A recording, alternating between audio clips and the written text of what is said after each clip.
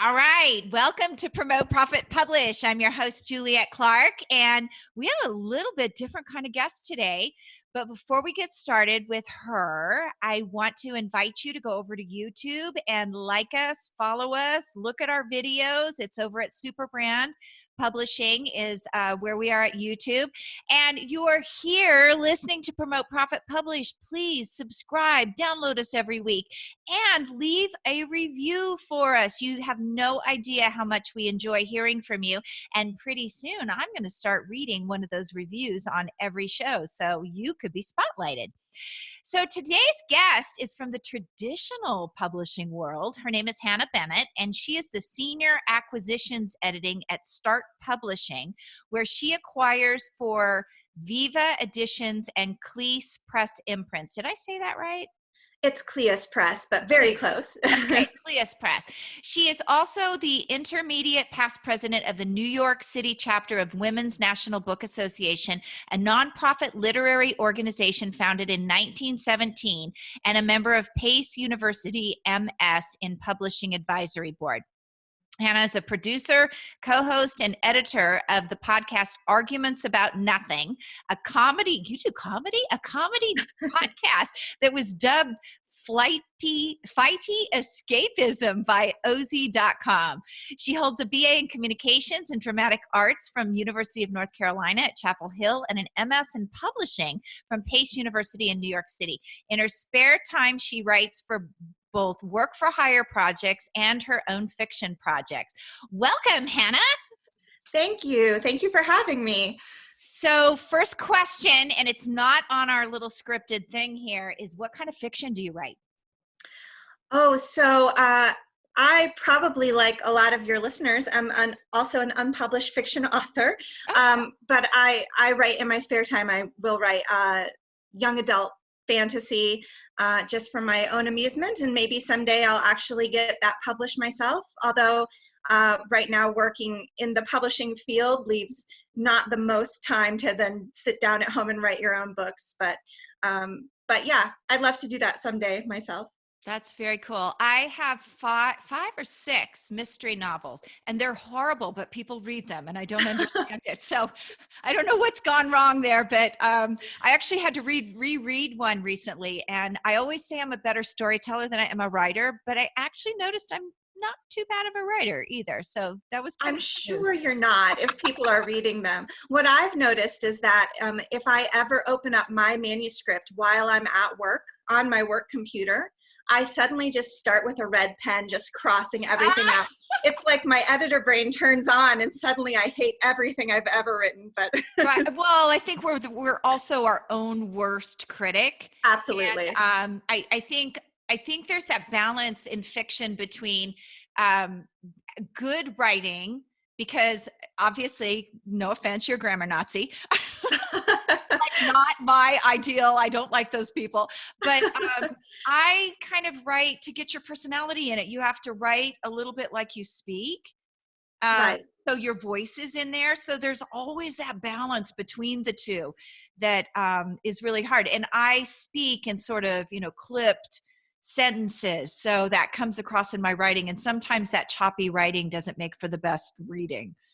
Right. Well, I think depending on how well you can get your voice across, it can be very endearing no matter what that voice is, as long as it sounds genuine and it sounds like something people would actually say. Oh, and by the way, I prefer grammar goddess to grammar Nazi. I'm so sorry. Thank you. I stand corrected. I stand corrected. Always done with love. Correction's always done with love from an editor. There you go. I'm thinking of like in high school where, your English teacher is the grammar Nazi. So exactly. We'll get you a crown and you are now deemed the grammar goddess. That's so funny. So you do a lot of reading. Oh, for sure. Yes, I do. What makes a great nonfiction proposal or even the query letter? Because I think that's where they get scared with the traditional publishing. Like, what do I put in it? How much do I put in it? Absolutely. And it is different for fiction and nonfiction, depending on the genres you're writing, and also who you're submitting it to. I will say I have mostly done in my career nonfiction, so I can speak a lot more to the nonfiction proposal side of it. And nonfiction proposals tend to be a lot more involved than fiction query letters, because when you're submitting fiction, you're typically submitting a query letter to try and get somebody's attention about generally what the book is about, and then you are submitting maybe the full book or at least sample chapters, and the person who's looking at it is really going to base their initial decision on whether they want to see more primarily on the text itself. With nonfiction, a lot of those books are bought based only on the proposal, meaning that the full book has not already been written. And so the proposal has to have a lot more in it. So if you are sending a nonfiction proposal straight to an editor or even to an agent, you've got a lot more that you've got to do in terms of research. So nonfiction tends to be much more based on who the author is and why that author is the best person to write that book, why that author has expertise in that area, why that author is going to be able to actually reach an audience with that book. So a good nonfiction proposal is going to have not just a very interesting pitch where you're giving a description of the book, it's also going to have a breakdown of what the author brings to the table, their professional expertise, their author platform, including where their work lives online, where their audience lives, what sorts of extracurricular things they might have going on, whether that be speaking engagements or articles that they've written or organizations that they're a part of. And it's going to have a breakdown of the market that they're trying to reach. So proving right from the beginning that they have an understanding of the market that they're trying to get into. So that can include talking about who their target audience is, whether that be somebody very niche audience or sort of a more general, nonfiction self-help kind of audience. And it could even include comp titles. Most of the time, by the time a proposal gets to me from an agent has usually helped a nonfiction author spruce it up a little bit and included comp titles. And comp titles are comparable titles that are going to show an editor, your book is like this book, in that it can sell these, this number of copies because people are interested in this topic, but it is not like this book, meaning that it already hasn't been completely done before, and here's why it's unique. And so there is a lot more that goes into it for nonfiction, and you have to be able to really research what are the other books that exist in the market already. Is this a really saturated market? Are there a lot of books on this topic already? And if so, why is this book more important than the books that already exist, and why am I the best person to write it? So you guys, I really want you to listen up about this. She just told you how important that author platform is. You guys Absolutely. also look at social media, email lists, all of that to make sure that they're bringing people to the table as well who will read this. It's not just all about who you as a company can bring to the table. It's a lot about who they're bringing. Absolutely. It's one of the most important things in nonfiction, again, because people are buying that book based on who the author is. Nobody, I work for Start Publishing. Nobody has ever sat down and said, I would like to buy a book because it's published by self-published, by Start Publishing. If you think about it that way, they're sitting down and buying a book because it's a topic that they're interested in, or it's an author that they're interested in. And for a nonfiction publisher, you have to know that they have the expertise, and you have to know that they have networks, because the people who are going to help you sell that book are other people that are working in that field or in that industry. There are other people who are already shown an interest in that, and the author needs to show that they can connect to it. So I think a lot of people get a little hung up on social media statistics because I think those can be obviously very important, because obviously if you have a huge social media platform, that means you already have proven you can get followers and you can get people who are interested in you and your work, and it proves to a publisher that you're going to have people click that buy button when that book goes live.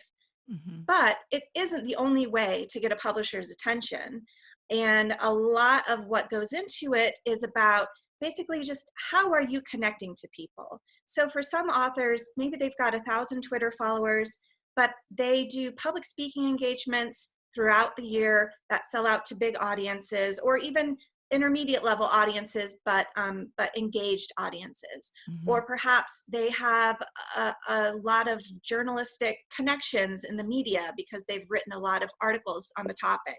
And so we know that we'll be able to get them placement in various media because they've already got connections. Or perhaps they have some high profile people that they know who are willing to endorse the book. So any of that information, perhaps they have a newsletter that they send out, maybe they're part of a professional organization, any of that can be a way to prove to us that you as a nonfiction author understand how to reach people. That's great. So you said something there, and I want to point this out to my audience. Nobody ever buys the book because it's published by Start Publishing. So for those of you who are out there, even though this is traditional, shopping those big publishing, self-publishing companies, and you don't buy that extra piece that goes to Amazon because they say, oh, we'll just publish it here. Nobody ever goes to buy a book from Ex Libris or Author House's website. Right. You have to go that extra mile and put it on Amazon or, those multiple platforms, because I see a lot of people doing that. Nobody goes there to buy books. Same as what Hannah just said. Nobody goes to Start Publishing to buy books. Yeah, if you think about it, a lot of your favorite books, I'm not sure you can even tell me off the top of your head who the publisher was. Right? Yeah. I can't. So, yeah. I can't either. So, gosh, you just answered one of the questions we were going to next. How do small indie publishers work from the big publishing houses? So obviously Start Publishing a little smaller than somebody like Macmillan. Right, exactly. So you have the big five publishers, what they're called, and they're the Macmillans and the Simon & Schusters and the Penguin Random Houses of the world. And they are large corporate publishers with many different divisions, many different imprints, and a very large staff. And they're putting out a great number of books per year.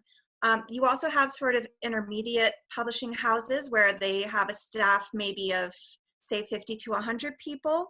And then you're also going to have some sort of smaller indie houses. And then there are, of course, now more and more these sort of hybrid publishers that are kind of more like self-publishing houses that are giving you services. So there's all now these different sort of tiers of publishers. And I think when people are submitting to different publishers, they don't necessarily understand that these different kinds of publishers bring different things to the table. So I've only ever worked in smaller indie publishers. Before this, I worked at Rosetta Books, which began as an ebook company and then started doing print books while I was there. Mm-hmm. And for a lot of indie publishers, they are not necessarily the big publishers that are going to be able to give you a gigantic advance on your book, because indie publishers can't necessarily take that same level of risk up front. And so one thing I like for people to remember is that an advance is an advance on royalties. Smaller publishers may not be able to give you as much money up front as an advance on royalties, because that is a risk for them that they may not get that money back. Right. On the other hand, if you are still able to sell your book, you're still going to make that money. You're just going to make it on the back end instead of on the front end. So can I interject here? So I think that's one thing that people don't understand is royalty advance. So I worked in a Price Stearns Sloan and HP Books. When a royalty advance was given, that means you got money up front. And a lot of times we would have authors that were in deficit. So the difference is you may get some money up front, but you could end up owing that publisher money. Or you just never see another dime after the book is published, because you never do what's called earning out your advance. You never make enough money to pay for the advance that you got in the first place. And I think a lot for smaller publishers, not necessarily for Start Publishing. Start Publishing gives advances, and but for different publishers, they're going to have different levels of risk that they can take up front versus what they're hoping that they can earn you on the back end through royalties, by doing the same work. The other thing is that with big publishers, for the books that get attention with them, obviously they can have a huge splash. They have a huge marketing budget. They've got a giant machine of people working behind a book, trying to make bestsellers as often as possible. But because of how many books they put out per year, sometimes people get sort of down to the very bottom of the list, right? Mm-hmm. And so if you're looking at different publishers, sometimes it's good to remember that the bottom of the list of a big publisher, you may not get very much personalized attention because you're not necessarily their priority, versus smaller houses tend to do fewer books per year and therefore tend to prioritize more of their books per year or spend a little bit more personal time on each. Some different houses are able to give you more flexibility as a result of prioritizing each book. Maybe they're able to give you more author consultation. Maybe their team is just a little bit more responsive because they're not putting out quite as many, big titles that month. So Mm-hmm. there are definitely some benefits that can counteract maybe if you don't end up at a big house. Now, I think probably everyone's dream is to end up at the big house, but what I'm trying to say is don't just silo yourself. There are a lot of different kinds of publishers out there. There are a lot of small publishers out there that maybe align better with your mission and are really, really dedicated to bringing your book and doing the best that they can by your book. Yeah, no, that is very true. You can be that little fish in a big pond, and when it comes down to the end of the day, it's the same thing as nobody buys books because they're start publishing. Right. When you're traditionally published, nobody says, well, it wasn't Simon Schuster, so you don't count. Right. Yeah, exactly. A small publisher can get a review in a major trade magazine the same way a big publisher can. A small publisher can have a hit book that kind of goes viral the same way a big publisher can. Mm-hmm. Now, do you think that the smaller publishers too go for less of that mass media product? Because it seems like the bigger ones definitely look at what is that mass sales product. Do you guys think you look at that a little bit less and go outside those genres?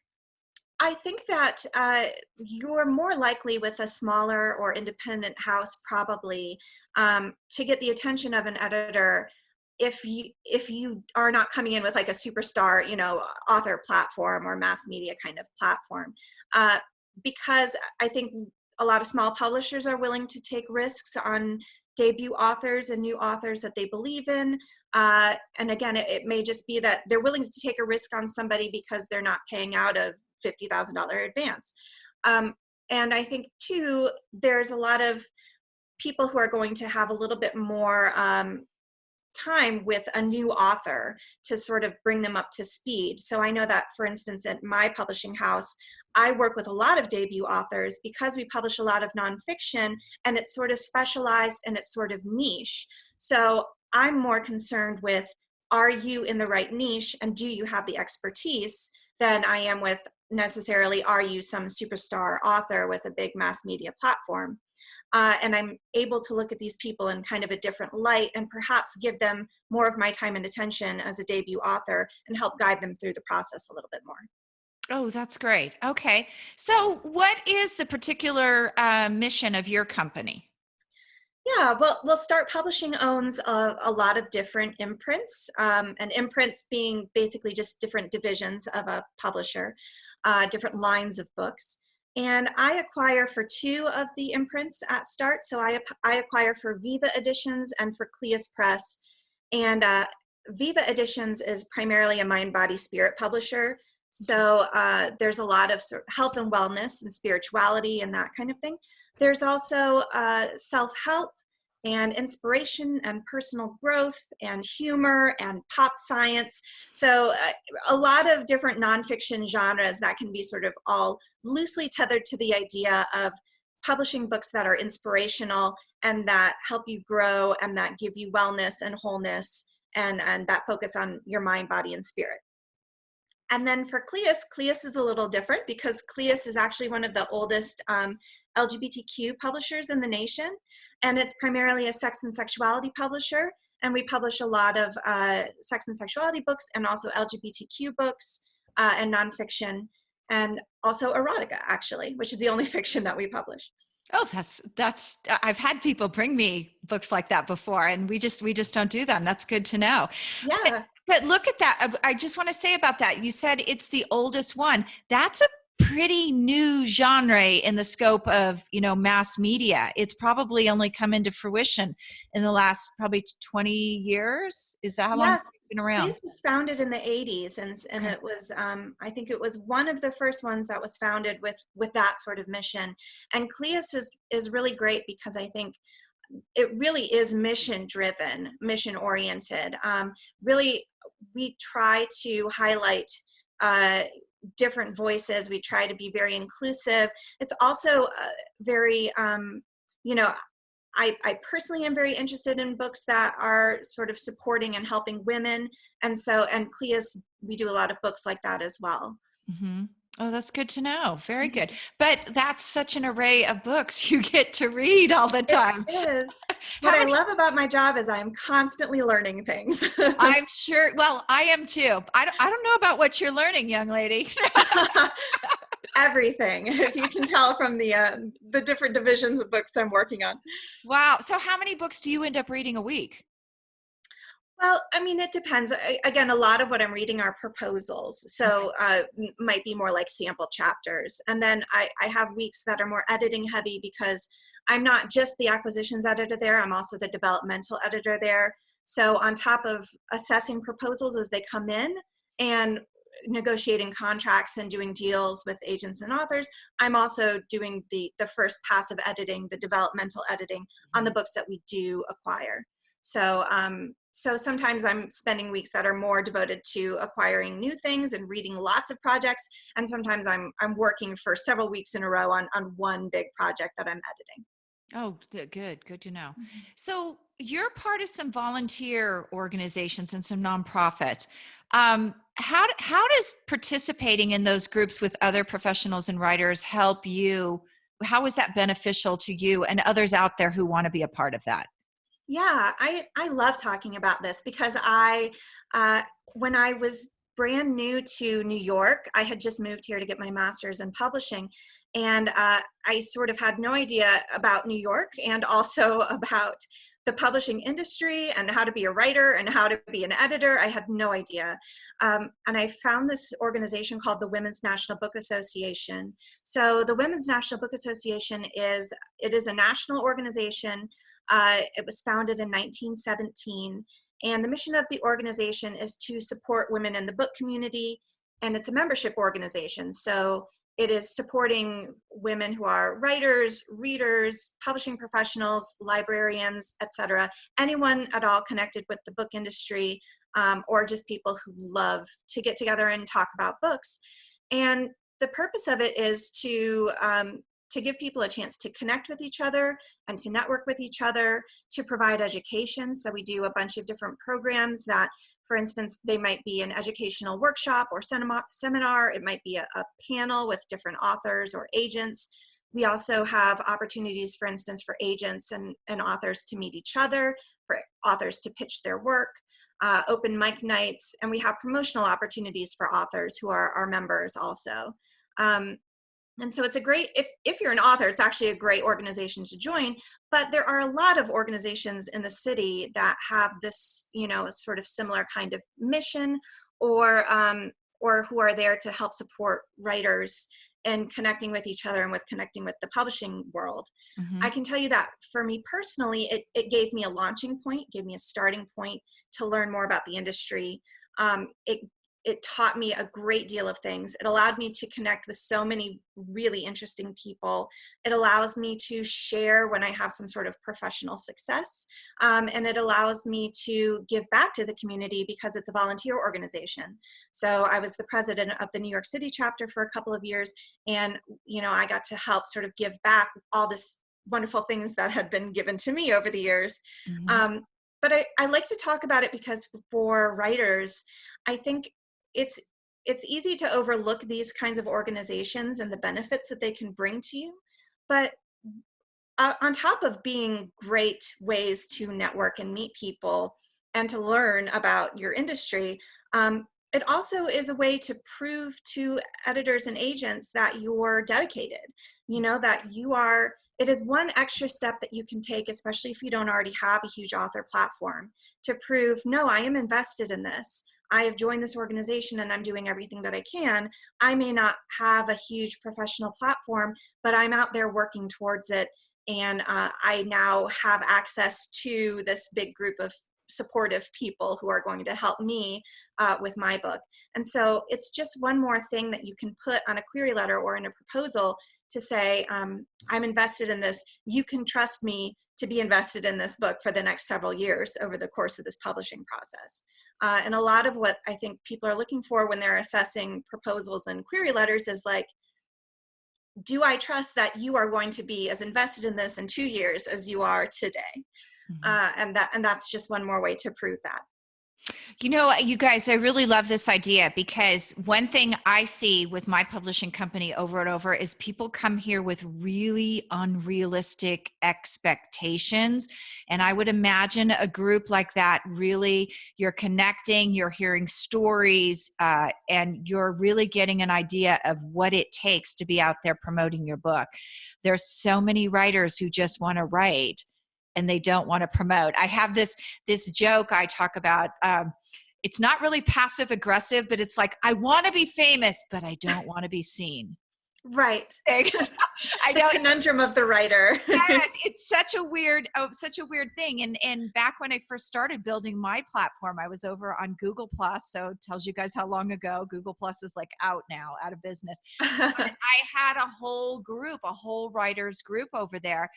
And every time I tried to sell them on publishing or platform building, they didn't do anything. And so one day I threw a quiz out there and found out that they all just wanted to write. They didn't want to do all of those other things. And, that's not the way to get yourself published and build a platform. You have to go out there and be seen and really embrace building. Right. And the benefit of something like this is that you're with other people who have done that, like you said. And so you can learn from them as you're talking to them.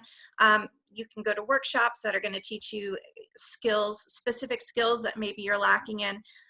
You'll have opportunities to promote yourself. I mean, there's a lot baked into it, all built into it at the same time. But I think probably the biggest benefit is just what you said, talking to people who have been there before, people who are now on their second book, and they're still in the organization because all it brought to them the first time. So I think it's really valuable. Certainly for a publishing professional, it was extremely valuable just to meet those people. It's also just fun, Yeah, and you get out in New York City. But here's that other thing that I'll tell you guys. So much of the nonfiction world with speaking and online marketing and all that, you can really get yourself in what I call the bootstrap your way to bankruptcy model. So, being able to talk to these people and see who out there is for real, what out there is for real, because so many of you, your goal is to make the Amazon bestseller list. And in the media world, that doesn't mean much anymore because you can cheat to get there. Yeah, it doesn't. Yeah, these are people. I'm glad you agree with me, because I talk to media people all the time that people go in and they say, well, I have an Amazon bestseller. And, you can sell 3 books within an hour and be an Amazon bestseller. It doesn't mean right. anything. Well, because I think people think Amazon bestseller, they mean, a #1 bestseller or #1 new release in a specific category. But that category might be dental hygiene. I mean, that category might be some sort of small category that has had 1 book published the entire year. And I think, when you're publishing, I think everyone now has caught on to that.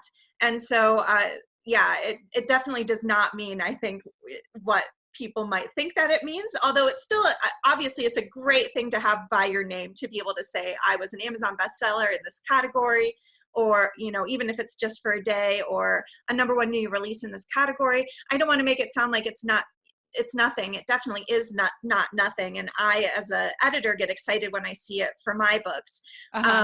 but you're right. It just doesn't mean exactly the same thing to a marketer, for instance, or a publicist or an editor, that being, say, a New York Times bestseller or something. Right. In fact, back when I published my books, they didn't have all of these genres. And by the way, you can make up a genre, which contributes Absolutely to what's going on out there. But back then, mystery was mystery. And, you know, I made up 30, I think it was 38 between Sue Grafton and who was the other one?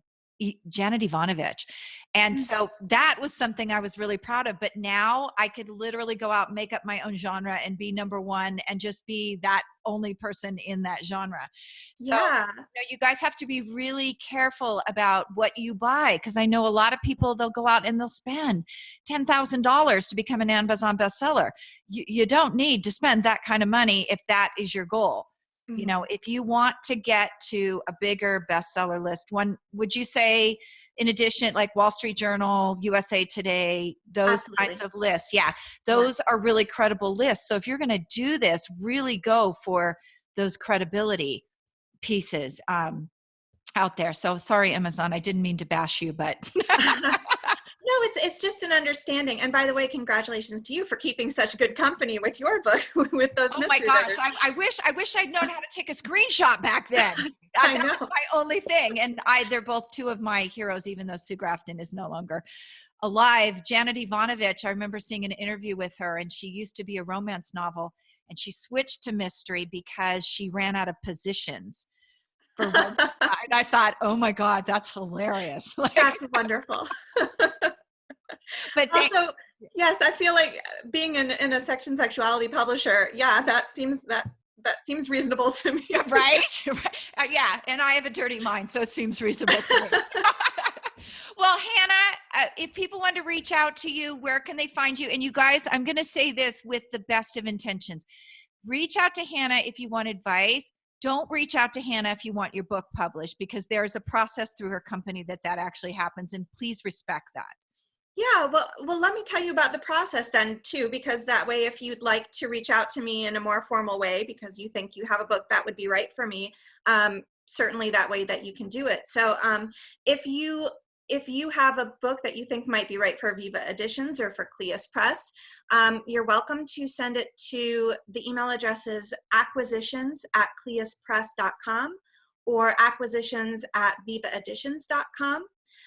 You can find more about our submissions guidelines by going to cleispress.com or vivaeditions.com. There's a submissions guideline page on both of those websites. You'll be able to look at the kinds of books that we publish and see if your book looks like it is in the right category or is the right fit. And then you can email us with your pitch or proposal and follow those guidelines. By the way, following the guidelines is another very important tip for anyone submitting. Okay, tell us about that. You want me to go into that a little bit? Yeah, I go into it because I hear this a lot. Like you get, you know, people want to follow their own rules, and you guys have these guidelines in place for a reason. Yeah, we do. We have it in place for a reason. And sometimes I'll get emails from people that will just say like, I know this isn't what you asked for, but you know, here's my first chapter.